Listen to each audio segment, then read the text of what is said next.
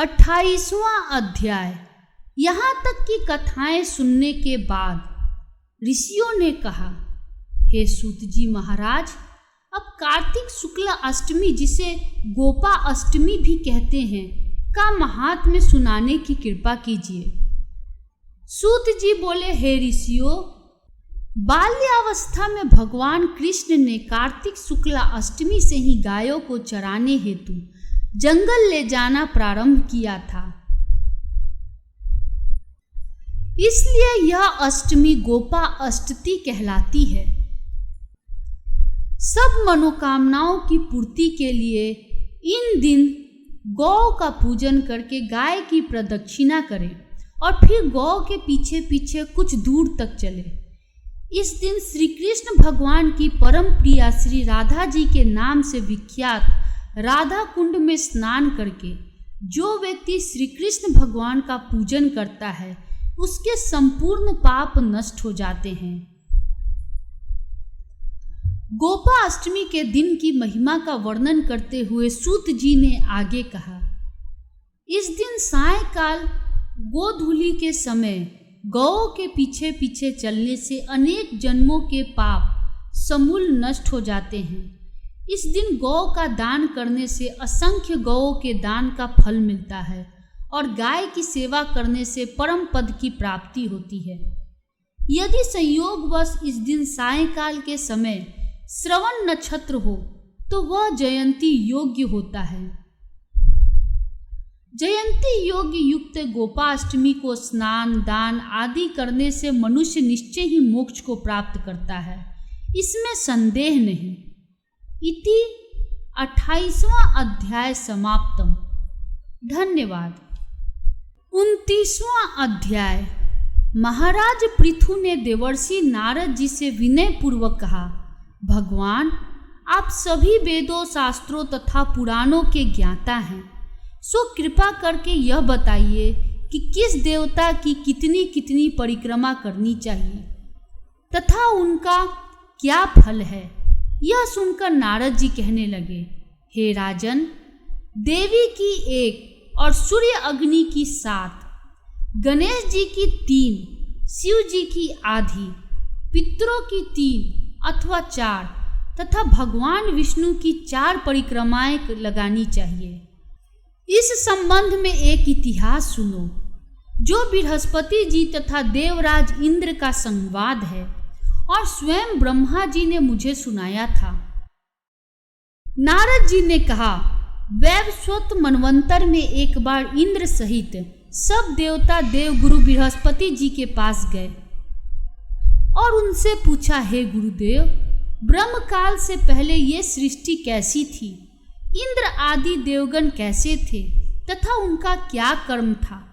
यह सुनकर बृहस्पति जी ने कहा, उस समय की बात तो हम भी नहीं जानते, क्योंकि उस काल को बीत अब तक 6 मनवंतर हो चुके हैं, परंतु आपकी ही नगरी में सुधर्मा रहता है, वह सब कुछ बता सकता है। यह कहकर बृहस्पति देव जी इंद्र आदि सब देवताओं को लेकर सुधर्मा के पास आए।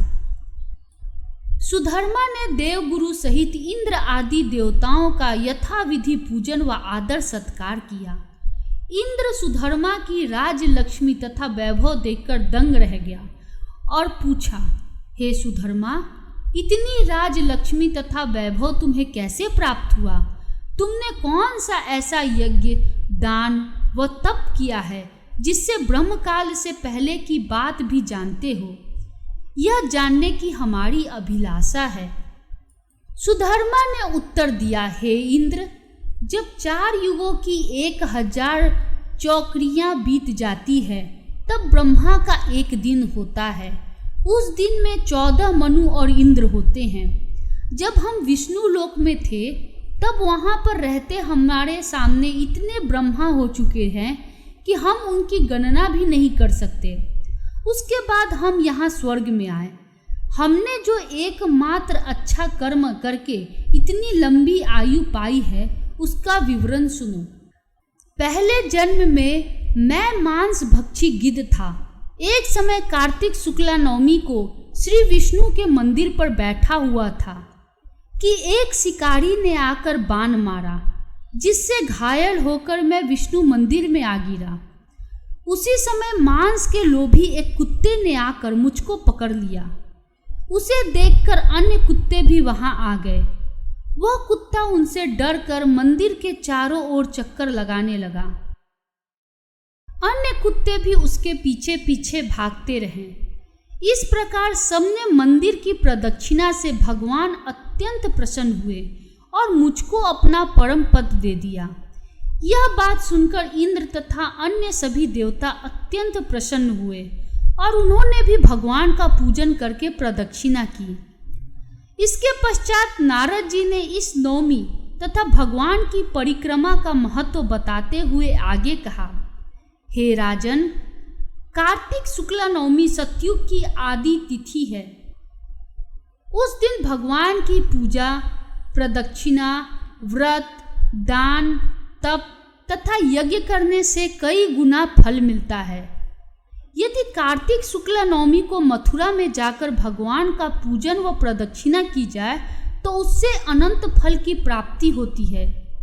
प्रदक्षिणा करने से जितने पग उठते हैं उसके उतने ही कुल वैकुंठ में वास करते हैं। यदि मथुरा नगरी बहुत दूर हो तो अन्य किसी धार्मिक स्थान पर प्रदक्षिणा करें। यदि यह भी संभव न हो तो ब्राह्मण, विष्णु की प्रतिमा, गौ, तुलसी अथवा शालिग्राम की प्रदक्षिणा कर लेवे। समुद्र सहित संपूर्ण पृथ्वी की परिक्रमा करने से जो फल प्राप्त होता है वही अनंत पुण्य फल तुलसी जी अथवा शालिग्राम जी की प्रदक्षिणा करने से प्राप्त हो जाता है।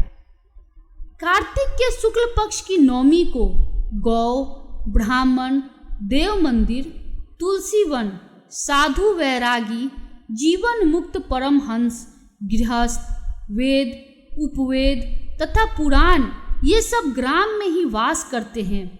अतः अपने ग्राम की प्रदक्षिणा करने के लिए प्रातःकाल ब्रह्म मुहूर्त में उठकर शौच, स्नान आदि नित्य कर्म से निवृत्त होकर कमंडल हाथ में लेकर ओम नमो भगवते वासुदेवाय मंत्र का जाप करता हुआ सूर्य उदय होने से पहले ही प्रदक्षिणा प्रारंभ कर देनी चाहिए।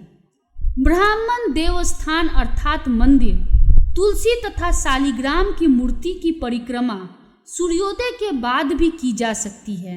इति 29वां अध्याय समाप्तम। धन्यवाद।